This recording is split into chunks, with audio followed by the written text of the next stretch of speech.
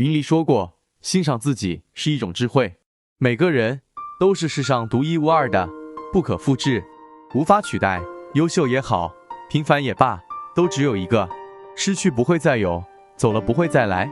每个人都有自己的缺点和优点，你的缺点自己改正，不需要别人插手；你的优点自己验证，不需要别人证明。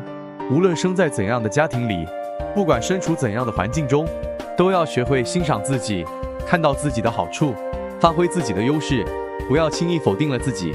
欣赏自己，不要总是抱怨叹气，不要总是生着闷气。你叹气影响情绪，你生气伤害身体。除了你自己，谁还会更在乎你？欣赏自己，不要总和自己过不去。累了就休息，困了就睡觉，饿了就吃饱，烦了就散心。只有身体健康，精力充沛了，你才有机会享受世间一切，你才有能力去爱身边的人。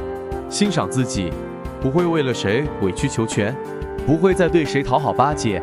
父母把你养那么贵，凭什么看别人脸色生存？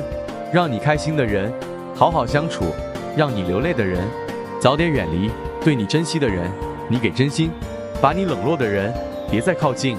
欣赏自己，再难过也不要茶饭不思，再伤心也不要酩酊大醉，再生气也不要伤害身体。把自己当宝，别人才会重视你；把自己当草，别人也会无视你。你对自己怎样，别人就对你怎样。欣赏自己，不为不值得的人落泪，不对没意义的事执迷，看清自己的价值，摆正自己的位置，交真心的朋友，做有益的事情，把能力好好提升，让自己更加优秀。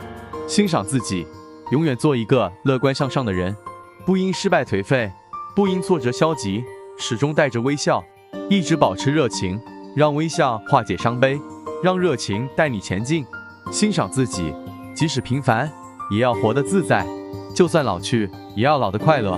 无论什么年龄，遇到什么事情，都要好好爱自己，都要保持好心情，才不枉费来世一遭，才不辜负今生为人。